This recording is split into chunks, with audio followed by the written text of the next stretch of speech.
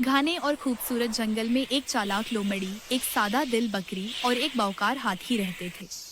जंगल में हर जानवर एक दूसरे को जानता था और हर कोई अपनी जिंदगी में खुश रहता था। एक दिन कई दिन की खशकसाली के बाद पानी की कमी के बाद जानवर परेशान हो गए और सब एक छोटे कनवे के पास जमा हो गए। प्यास से तड़पती बकरी कनवे के किनारे पानी देखने के लिए आई, लेकिन पाँव फिसल गया और वो कनवे के अंदर गिर गई। कनवे में बकरी कम पानी के साथ हरकत करती और चीखती हुई आवाज निकालती रही, जबकि जानवर अपनी जगह पर परेशानी से खड़े रहे।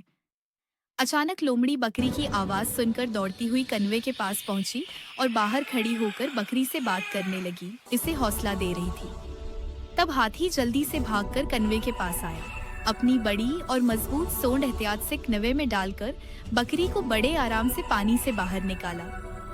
बकरी खुश होकर लोमड़ी का शुक्रिया अदा करती है।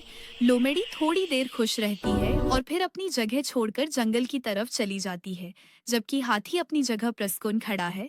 उसके बाद जंगल के सब जानवर इकट्ठे खड़े होकर आपस में बातचीत करते हैं, दोस्ताना और प्रसन्न माहौल में। और लोमड़ी एक तरफ अलग खड़ी होकर सोचती है, मगर खुश है कि सब महफूज हैं। एक छोटे से गांव में जैन नाम का लड़का रहता था।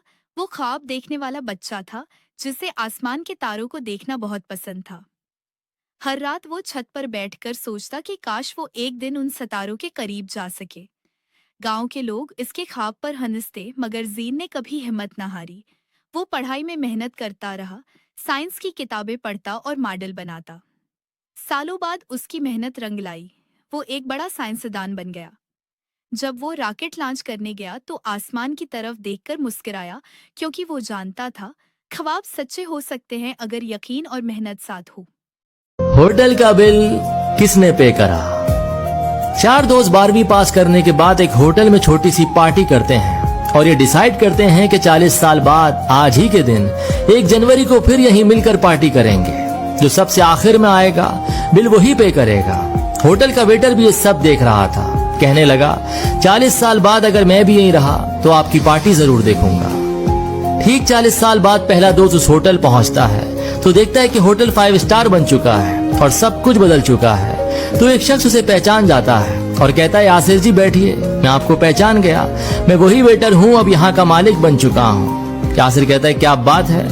इतने में दूसरा दोस्त जाहिद भी आ जाता है तो दोनों की बातचीत शुरू हो जाती है कि बिजनेस ग्रो कर गया है, सब कुछ अच्छा चल रहा है। दोनों अपनी अपनी बातें एक दूसरे से शेयर कर ही रहे होते हैं कि तीसरा सुफियान भी पहुंच जाता है, लेकिन चौथा सज्जाद नहीं आता। तो जो सेठ होता है वो कहता है, आप ऑर्डर कीजिए, मेन्यू में खाना सेलेक्ट कीजिए। सज्जाद सर ने कहा है आप मंगवा लीजिए, वो आ ही रहे हैं। काफी देर हो जाती है तो डिनर शुरू कर देते हैं, डिनर कर भी लेते हैं। जब बिल देने की बारी आती है तो उन्हें लगता है चलो हम ही पेमेंट कर देते हैं। तो सेठ कहता है आपकी पेमेंट हो चुकी है, आप टेंशन ना लीजिए। अफसरदा होकर जाने लगते हैं कि चौथे दोस्त सज्जाद से मिलना नहीं हुआ।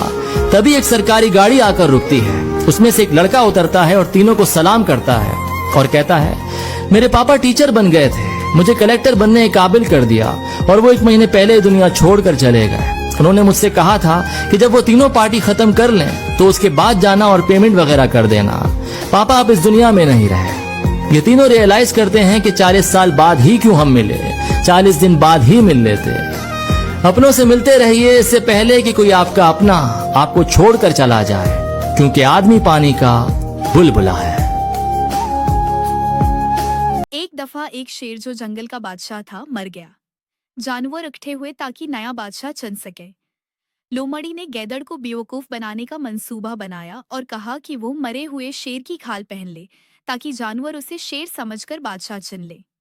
गैदड़ ने शेर की खाल पहन ली और जानवर वाकई उसे शेर समझकर बादशाह बना बैठे। जानवर नए बादशाह के सामने झुकने लगे और गैदड़ खुश होकर सोचने लगा कि सब इसके सामने झुक रहे हैं, जबकि वो खुद सबसे डरता है। वो जोर जोर से हंस पड़ा, जिसे जानवरों ने देख लिया और गुस्से में आ गए। आखिरकार जानवरों ने गीदड़ को पकड़कर शेर की खाल उतार दी और उसके टुकड़े टुकड़े कर दिए। आखिर में सब जानवर इकट्ठे हो गए और सामने लिखा हुआ था, कभी किसी को धोखा ना दे।